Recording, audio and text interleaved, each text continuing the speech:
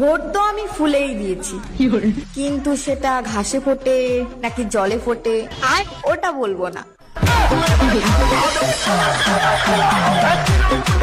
বোকাচোদা কাকে বলে জানেন? যারা এক্স এর প্রেমে দ্বিতীয়বার পড়ে।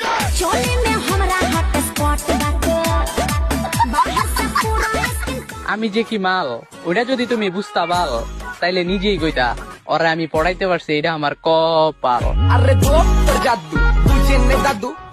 আগে ভালোবাসতাম তবে বলতাম না, এখন বলি কিন্তু ভালোবাসি না।